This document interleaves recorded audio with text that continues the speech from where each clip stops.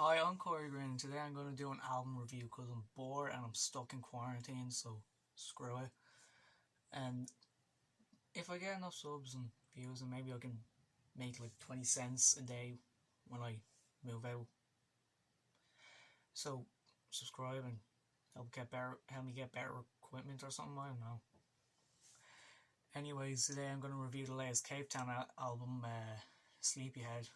Cavetown, otherwise known as Robin Skinner, is an English artist who found a lot of success in the underground music scene and gained popularity on Bandcamp and YouTube through his original songs such as Lemon Boy and This Is Home, and covers of popular artists such as 21 Pilots and Joji.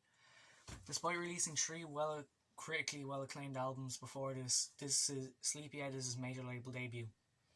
This album is a pretty cohesive listen, with every track carries a distinct, soft, fuzzy sound, which fits with the theme of love, because love obviously is not a clear thing. It's fuzzy in everyone's heads, if that makes sense. Probably doesn't, but yeah.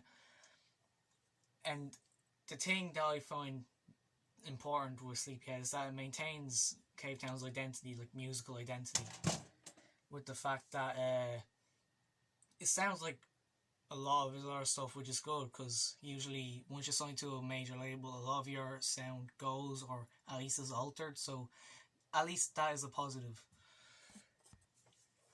The opening track, Sweet Tooth, is probably the most polished song on the album, which is a positive thing and a negative thing.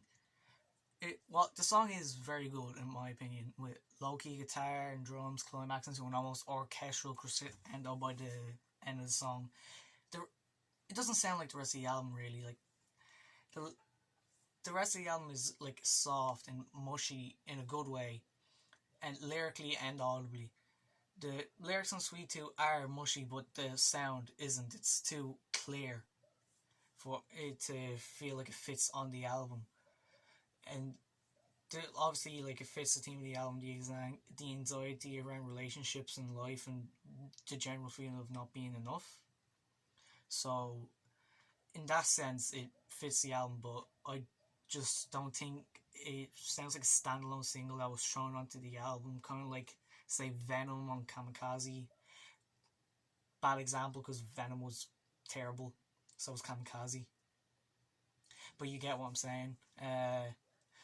To, then next off is For You, which is not really a separate track, but more of a breakdown of the previous track, Sweet Tooth.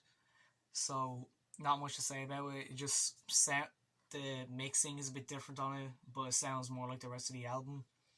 Then it moves on to Telescope, which is a simple song about learning to gain confidence and speak out more. The production has more of an experimental approach, with some obviously simple acoustic guitar, but then there's like whistles and sound effects that sound similar to the Animal Crossing soundtrack, which I think is a good thing, but to each their own.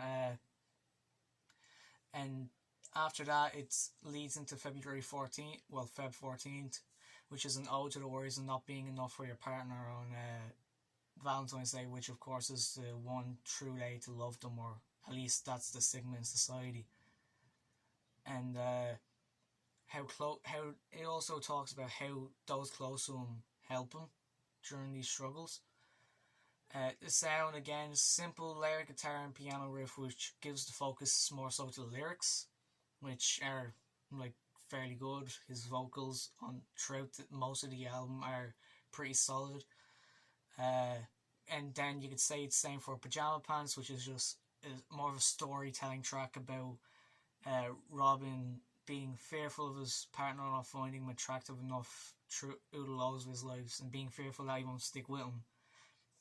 But then talking about how his boyfriend comforts him throughout this, so pretty. In that sense, it's pretty good and pretty unique compared to a lot of the album, I think. But I don't know. People say, "Oh, it's all the same." I don't know. I see, but that's the problem I find with the album, that doesn't get as high as it could be. A lot of the album sounds the same. It's a simple formula which works a lot of the time, majority of the time, but you do feel left wanting more about 3/4 of the way through the album. You want more diversity in the sound and the lyrics, which cover a few topics, but all kind of circle back to the main theme of self doubt and how it affects them personally. But after the first three tracks, you can really just rinse and repeat your criticisms and praise of each song. Apart from two tracks, Snail and Wishing Well. Snail is, I think, the best track on the album, with the feature of Chloe Moriondo and the violin that occurs throughout the middle, most exciting part of the song. Uh, Gives it more of an epic sound rather than just a soft, almost lo-fi sound of the rest of the album. But unlike Sweet Tooth, which is epic sounding but doesn't sound like it belongs on the album. It doesn't even sound really like a Cavetown song. Though I would like that to be where he takes his music in the future.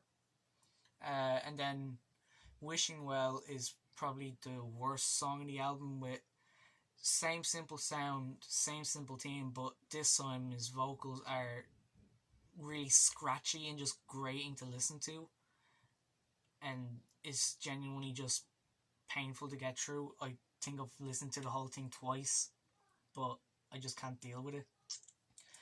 But overall, I do think the album is enjoyable, and Cavetown fans will definitely be satisfied. I'd give this album a solid 7 out of 10. Thanks for watching. If you're still here, I doubt it, but still, please consider subscribing, giving my music a chance. I promise after quarantine it'll be better and have actual instruments. I just don't have instruments here. But yeah, that's about it, and adios.